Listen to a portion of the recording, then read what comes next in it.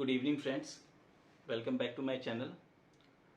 और मेरा नाम गौरव टिब्रेवाल है और मैं अपने बारे में बता दूं, मैं रिसेंटली अभी बैंक ऑफ महाराष्ट्र स्केल 3 में मेरा सिलेक्शन है और साथ ही साथ Central Bank of India scale 4 में मेरा सिलेक्शन हुआ है और मैंने Central Bank of India scale 4 as a chief manager join किया है। तो जैसा कि मैंने आप लोगों से प्रॉमिस किया था, मैं वो टॉपिक लेके आया हूँ जिस पे मेरे पास सबसे ज़्यादा क्वेरीज आई थी और लोग बहुत फ्रिक्वेंटली इसके बारे में पूछ रहे थे, और वो है कि सैलरी स्ट्रक्चर क्या है सेंट्रल बैंक ऑफ इंडिया का। वैसे तो मैंने देखा यूट्यूब पे कई सारे वीडियोस पड़े हुए हैं सैलरी स्ट्रक्चर के रिलेटेड, बट उनमें कई सारा गलत डेटा है। विद ड्यू रिस्पेक्ट, उसमें बहुत सारी चीज़ें ऐसी हैं जो अलाउंस लोगों को 3 साल में मिलते हैं। जो एग्जैक्टली बैंक में जो काम कर रहे हैं उन्हें पता होगा कि बहुत सारी चीज़ें ऐसी हैं, जैसे जो कुछ अलाउंस ऐसे हैं जो 2 साल में मिलते हैं, कुछ 3 साल में मिलते हैं, कुछ फर्नीचर अलाउंस 7 या 10 ईयर्स में मिलते हैं। तो लोगों ने उसको भी 1 ईयर के हिसाब से दिखा के और पैकेज बढ़ा के बताया है, बट मैं आज आपको बिल्कुल एग्जैक्ट सैलरी स्ट्रक्चर बताना चाहूँगा जो कि सेंट्रल बैंक ऑफ इंडिया का है स्केल 3 और स्केल 4 का। और ये मैं बता दूं कि ये जो सैलरी स्ट्रक्चर है ये 12th बाईपार्टाइट इम्प्लीमेंट होने के पहले का है। इट मीन्स कि ये अभी दिसंबर 23 का बात कर रहा हूँ मैं, दिसंबर 23 में, जबकि अभी 12th बाईपार्टाइट इम्प्लीमेंट नहीं हुआ है। होप्स हो कि नेक्स्ट मंथ, आई थिंक जनवरी या फरवरी से 12th बाईपार्टाइट लगने के बाद ये कितनी सैलरी बढ़ेगी ये भी मैं आपको बताऊंगा कि नेट में कितना डिफरेंस आएगा और ग्रॉस में कितना डिफरेंस आएगा। तो मैं सबसे पहले स्टार्ट करता हूँ सेंट्रल बैंक ऑफ इंडिया में स्केल 3 जो कि सीनियर मैनेजर पोस्ट होती है, उसमें क्या सैलरी स्ट्रक्चर होता है, कितना बेसिक है और क्या क्या चीज़ें डिडक्शन है उसमें, उसके बारे में मैं बात करूंगा।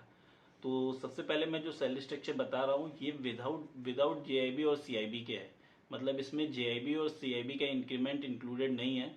तो इसके अकॉर्डिंग अगर मैं बात करूं तो इसमें सबसे पहले जो बेसिक पे स्टार्ट होती है स्केल 3 सीनियर मैनेजर की, वो 63,840 से बेसिक स्टार्ट होती है। इसके बाद जो डियरिंग अलाउंस है डीए, वो 48.5% अभी करंटली दिसंबर 23 में है, तो 30,968 का डियरिंग अलाउंस है। इसके बाद एक लर्निंग अलाउंस होता है, वो 600 का लर्निंग अलाउंस इसमें ऐड होता है। और डीए टू लर्निंग अलाउंस के ऊपर जो डीए लगता है वो भी 48.5% है, तो इट मीन्स कि 291 का वो लगता है। स्पेशल अलाउंस है जो कि स्केल 3 में 16.4% है आज की डेट में, तो 10,469 का स्पेशल अलाउंस है। डीए टू स्पेशल अलाउंस है 5,078 और सिटी कंपनसेटरी अलाउंस है 1400, जो कि ये मैं मुंबई सिटी के अकॉर्डिंग बता रहा हूँ। ये सिटी थोड़ी बहुत वेरी करती है, कहीं 1200 है आई थिंक, कहीं 1000 है, तो ये मुंबई के अकॉर्डिंग 1400 है।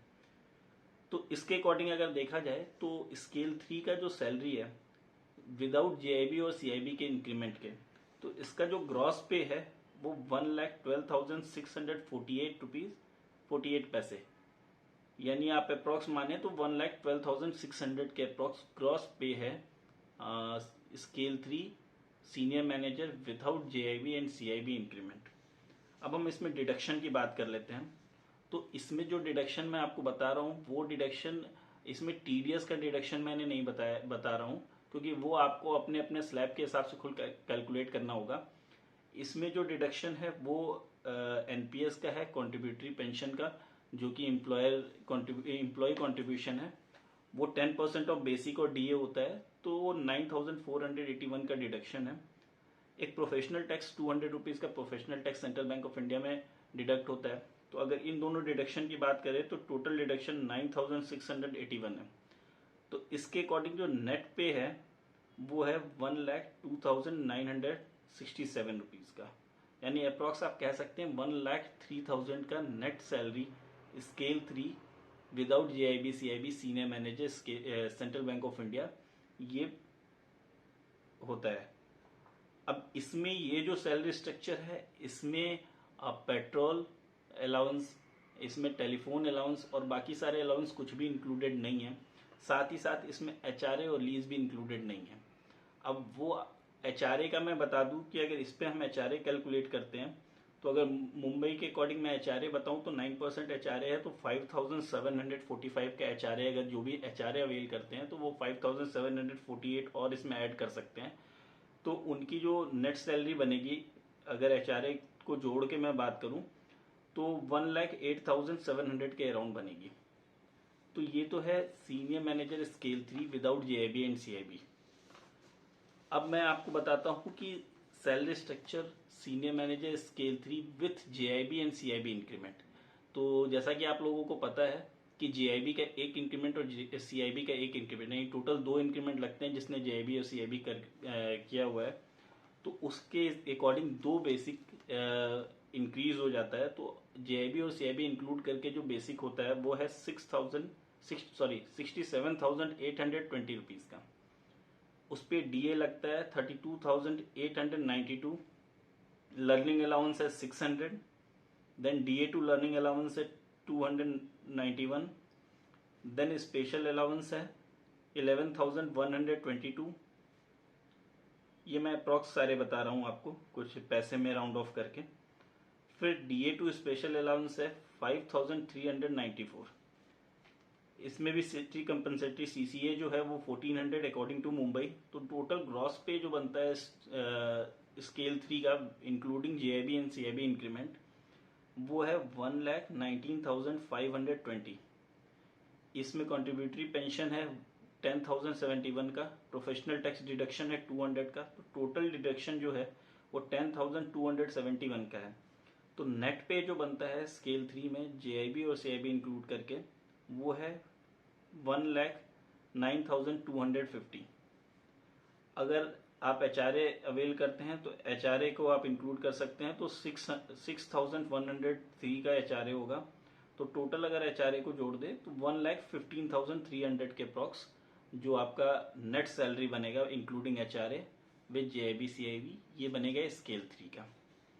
अच्छा, इसमें मैं अभी आप लोग को ये भी बताऊंगा कि क्या क्या और अलाउंस इसके अलावा मिलते हैं और कितने कितने टाइम पे, जैसे टेलीफोन अलाउंस क्या मंथली अवेल करते हैं, क्वार्टरली अवेल करते हैं। जैसे आपका पेट्रोल अलाउंस है वो मैक्सिमम कितना अवेल कर सकते हैं सेंट्रल बैंक ऑफ इंडिया में, और कैसे कितना कितना क्लेम कर सकते हैं, तो वो सब मैं बताऊंगा। तो वो जोड़ के अभी ये जो इंक्रीज होगा वो भी मैं आपको बता दूंगा। अब हम बात करते हैं salary structure chief manager scale 4 without JIB and CIB increment. तो जो चीफ मैनेजर जो भी रिक्रूटमेंट्स हुए हैं चीफ मैनेजर्स के, उनका एग्जैक्ट सैलरी स्ट्रक्चर क्या है, ये मैं बात करता हूँ दिसंबर 2023 का, जब 12th बाईपार्टाइट इम्प्लीमेंट नहीं हुआ है। 12th बाईपार्टाइट इम्प्लीमेंट होने के बाद क्या डिफरेंस आएगा वो भी मैं आपको बताऊंगा। तो बात करूँ salary structure scale 4 chief manager की, तो बेसिक पे जो स्टार्ट होता है चीफ मैनेजर स्केल 4 में वो 76,010 रुपीज़ का है। इस पे डेयरिंग अलाउंस है 36,872। लर्निंग अलाउंस की बात करें तो 600 का लर्निंग अलाउंस है सेम। इसके बाद DA टू लर्निंग अलाउंस है 291 का। स्पेशल अलाउंस जो कि 19% है स्केल 4 के केस में, तो 14,441 का स्पेशल अलाउंस है।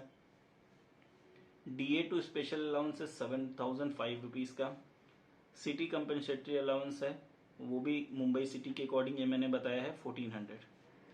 तो जो टोटल ग्रॉस पे बनता है scale 4 chief manager without JIB and CIB का वो है 1,36,621 का।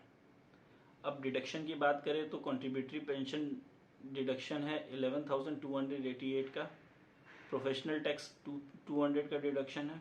तो टोटल डिडक्शन जो होता है 11,288 का डिडक्शन है।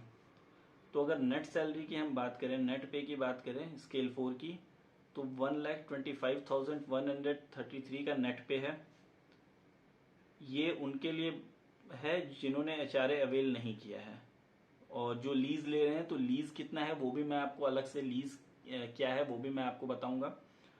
तो HRA की बात करें, अगर 9% HRA हम देखते हैं मुंबई सिटी के अकॉर्डिंग, तो 6,840 का HRA आप ऐड कर सकते हैं अगर आप HRA अवेल कर रहे हैं तो। अब हम बात करें salary structure scale 4 with JIB and CIB increment. तो जिन्होंने भी JIB और CIB सर्टिफिकेशंस कर रखे हैं तो उन पे एक एक इंक्रीमेंट जीआईबी और सीआईबी का लगेगा, तो बेसिक इंक्रीज हो जाएगा 2 इंक्रीमेंट के साथ। तो नया जो बेसिक होगा स्केल 4 का विद जीआईबी और सीआईबी के लिए, तो वो होगा बेसिक पे 80,450 का। उस पर डेयरिंग अलाउंस लगेगा 39,018 रुपीज़ का, लर्निंग अलाउंस है 600 का, DA टू लर्निंग अलाउंस है 291 का, स्पेशल अलाउंस है, स्पेशल अलाउंस स्केल 4 में 19% है, तो 15,285 का स्पेशल अलाउंस है। DA टू स्पेशल अलाउंस है 7,413 का, सिटी कंपनसेटरी अलाउंस है 1,400, तो जो टोटल ग्रॉस पे बनेगा विथ JIB एंड CIB वो है 1,44,458। इसमें जो टोटल डिडक्शन होगा वो है 12,147 का, तो जो नेट पे बनेगा स्केल 4 का with JIB and CIB increment वो बनेगा 1,32,311 का। अब अगर हम इसमें HRA जो अवेल करते हैं, अगर हम HRA इंक्लूड कर ले तो 7,241 का HRA होगा इसमें। तो अगर इन दोनों को टोटल करें तो अप्रॉक्स 1,40,000 इंक्लूडिंग HRA नेट पे होगा स्केल 4 का विद JIB एंड CIB। अब इसके अलावा क्या क्या अलाउंस और मिलते हैं वो मैं आपको बता देता हूँ। एक तो कुछ अलाउंस ऐसे होते हैं जो मंथली बेसिस पे होते हैं, जैसे कि पहला होता है पेट्रोल या कन्वेंस रीइंबर्समेंट अलाउंस। तो ये टू व्हीलर के, इसके लिए सेंट्रल बैंक में आपके पास रजिस्ट्रेशन गाड़ी होना कंपलसरी है। तो अगर आपके पास टू व्हीलर है तो इसके लिए मैक्सिमम जो पेट्रोल अलाउंस है वो 300 लीटर पर फाइनेंशियल ईयर है। मतलब पूरे फाइनेंशियल ईयर में आप 300 लीटर का क्लेम कर सकते हैं। Per month maximum 45 litre in a month आप क्लेम कर सकते हैं। तो टोटल 300 पर ईयर है फाइनेंशियल ईयर, उसमें आप 45 लीटर पर मंथ आप क्लेम कर सकते हैं। किसी मंथ में कम या ज़्यादा कम भी आप कर सकते हैं, लेकिन टोटल एक फाइनेंशियल ईयर में 300 लीटर से ज़्यादा क्लेम नहीं कर सकते हैं। अगर आपका आपके पास 4 व्हीलर है और 4 व्हीलर आपका रजिस्टर्ड है तो आप टोटल जो पेट्रोल क्लेम कर सकते हैं वो है 540 लीटर्स का पर फाइनेंशियल ईयर, और मंथ में आप मैक्सिमम क्लेम कर सकते हैं 60 litre in a month. Central Bank of India में एक एडिशनल फैसिलिटी है कि अगर कोई ब्रांच हेड प्रोफाइल हैंडल करता है तो उसको स्केल 4 और स्केल 2 दोनों में ही 4 व्हीलर और 2 व्हीलर दोनों के लिए ही एडिशनल रीइंबर्समेंट मिलता है पेट्रोल का। वो उसकी अगर बात करें तो अगर स्केल 4 के लिए बात करें तो 40 लीटर 4 व्हीलर के लिए और 20 लीटर 2 व्हीलर के लिए एडिशनल पेट्रोल का क्लेम मिलता है, उसको रीइंबर्समेंट मिलता है। स्केल 3 की बात करें तो 20 लीटर स्केल 4 व्हीलर के लिए और 10 लीटर 2 व्हीलर के लिए उसको मिलता है। टेलीफोन की बात करें, जो टेलीफोन पर मंथ आपको क्लेम करना होता है वो मंथली आपको मिलता है। तो स्केल 4 में पर मंथ जो टेलीफोन रीइंबर्समेंट है वो 1000 पर मंथ है according to your reimbursement amount, और स्केल 3 में बात करें तो 500 पर मंथ है। इसके अलावा जो अलाउंस मिलते हैं वो न्यूज़पेपर अलाउंस है, वो स्केल 1 से स्केल 4 तक के लिए सेम है। ये क्वार्टरली बेसिस पे आप क्लेम कर सकते हैं। क्वार्टरली 525 पर क्वार्टर है, यानी 525 रुपीज़ पर क्वार्टर आप इसको क्लेम कर सकते हैं। इसके अलावा फर्नीचर, आपको फर्नीचर के लिए मिलता है, फर्नीचर अलाउंस मिलता है। अब इसमें बहुत लोगों की क्वेरी ये होती है कि फर्नीचर अलाउंस क्या हम 3 साल पे क्लेम कर सकते हैं या ईयरली क्लेम कर सकते हैं या 10 साल पे क्लेम कर सकते हैं। तो इसमें जो फर्नीचर अलाउंस की गाइडलाइन कहती है सेंट्रल बैंक ऑफ इंडिया की कि आप 7 ईयर पे ये क्लेम कर सकते हैं, बट इट डिपेंड्स अपॉन कि डेप्रिशिएशन क्या लगता है। उसमें भी कई सारे क्लॉज हैं कि जो भी आप अपनी एलिजिबिलिटी के हिसाब से अवेल करते हो तो उसमें कुछ परसेंट आप इलेक्ट्रॉनिक्स आइटम ले सकते हो। सपोज आपका एलिजिबिलिटी अगर 2.5 लाख की है तो उसमें 25% मैक्सिमम आप इलेक्ट्रॉनिक्स आइटम ले सकते हो, जिसका डेप्रिशिएशन एवरी 3 ईयर्स पे लगता है। तो वो डेप्रिशिएशन के अकॉर्डिंग आप दोबारा उसको क्लेम कर सकते हो जितने टाइम पे वो डेप्रिशिएट हो रहा है। तो अगर हम बात करें तो स्केल 3 के लिए furniture allowance central Bank of India में 2,50,000 रुपये है और स्केल 4 के लिए 3,50,000 रुपये है। एक ब्रीफ केस अलाउंस मिलता है, वो एवरी 3 ईयर्स पे मिलता है। तो स्केल 3 के लिए ब्रीफकेस अलाउंस है 2500 और स्केल 4 के लिए 3000 ब्रीफकेस अलाउंस है, जो कि एवरी 3 इयर्स पे है। इसके अलावा एक और क्वेरीज है कि होम लोन क्या है, क्योंकि मैक्सिमम जितने भी लोग यहाँ पे स्केल 3 या स्केल 4 में ज्वाइन कर रहे हैं वो लेटरल एंट्री के थ्रू हैं, तो कहीं ना कहीं उनका लोन चल रहा है, तो लोन ट्रांसफर के रिगार्डिंग भी काफ़ी सारी क्वेरीज हैं। तो अभी तक की जो गाइडलाइन है उसके according loan transfer probation period के बाद ही हो सकता है स्टाफ में। आप नॉर्मल कमर्शियल लोन में ट्रांसफर करवा सकते हैं एज ए कस्टमर, लेकिन अगर आपको स्टाफ में कन्वर्ट कराना है तो प्रोबेशन कंप्लीट होने के बाद जब आपका कंफर्मेशन आ जाता है तभी आप इसको ट्रांसफर करवा सकते हैं स्टाफ में। इसमें ये जो एलिजिबिलिटी है वो स्केल 3 के लिए 80 लाख रुपीस की है और स्केल 4 के लिए 1 करोड़ रुपए की है। इसके अकॉर्डिंग RFA जो है वो जो आपका लीज अलाउंस है वो मैं कुछ सेंटर्स के लिए आपको बता देता हूँ। जैसे कि स्केल 3 की बात करें तो मुंबई में स्केल 3 का RFA है 28,500 और सेंटर A+A1 सिटी जो है उसके लिए 25,000 लीज है। स्केल 4 की बात करें तो मुंबई सिटी के लिए लीज है 31,500 और सेंटर A1 सिटी के लिए है 28,500। इसमें एक चीज और है कि अगर कोई ब्रांच हेड प्रोफाइल या सेंटर हेड प्रोफाइल हेड करता है तो उसके लिए लीज में भी एक्स्ट्रा बेनिफिट दिया गया है। उसमें स्केल 4 के लिए अगर मैं बात करूं तो जो 31,500 सबके लिए है वो अगर ब्रांच हेड प्रोफाइल में है तो 36,000 के अप्रॉक्स उसका लीज है। इसी तरह बाकी सारी चीज़ों में भी लीज 4 to 5,000 एक्स्ट्रा मिलता है अगर कोई ब्रांच हेड या सेंटर हेड की प्रोफाइल हेड करता है तो ये तो मैंने आपको सैलरी स्ट्रक्चर के बारे में बता दिया, जो कि स्केल 3 से लेके स्केल 3 स्केल 4 विद JIB और विदाउट JIB क्या एग्जैक्ट सैलरी स्ट्रक्चर है। तो ये जो सैलरी स्ट्रक्चर है ये 12th बाइपर्टाइट के पहले की है। अब हम बात करें कि 12th बाइपर्टाइट इंप्लीमेंट होने के बाद क्या डिफरेंस आएगा। तो जैसा कि अभी कई सारी एक्सेल सीट्स भी मार्केट में है कि जो भी अभी हमारा बाइपर्टाइट सेटलमेंट साइन हुआ है 17% पे और इसमें जो लोड फैक्टर है वो 3% का लोड फैक्टर है।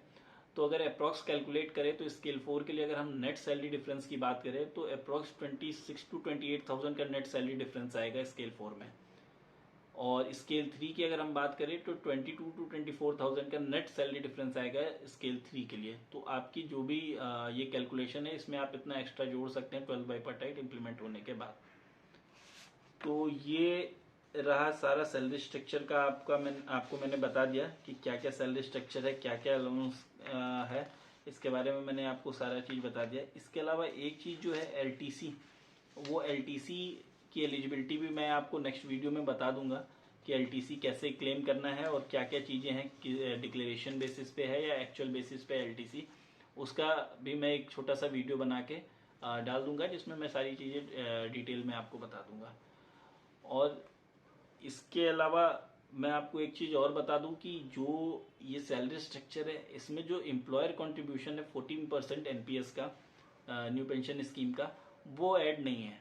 मतलब बहुत से ऑर्गेनाइजेशन या बहुत से बैंक ऐसे हैं जो कि अपने ग्रॉस सैलरी में उसको अपनी ग्रॉस सैलरी का पार्ट बनाते हैं 14% NPS को, लेकिन सेंट्रल बैंक ऑफ इंडिया उस 14% NPS को अपनी ग्रॉस सैलरी का पार्ट नहीं बनाता है, तो वो इसलिए इस सैलरी स्लिप में रिफ्लेक्ट नहीं हो रहा है। But central Bank of India भी 14% NPS कंट्रीब्यूटरी पेंशन देता है अपनी तरफ से, जो कि आपके डायरेक्ट NPS अकाउंट में ऐड होता है।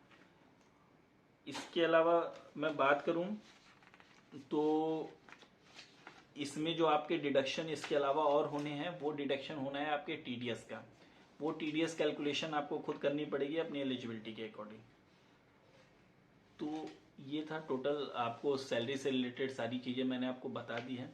अगर इससे रिलेटेड कुछ भी और क्वेरीज आपको हो तो आप कमेंट बॉक्स में डालें, और अगर आपको वीडियो सही लगता है और आपको लगता है कि आपकी इन्फॉर्मेशन का है तो काइंडली आप इसको लाइक और सब्सक्राइब करें। Okay, thank you.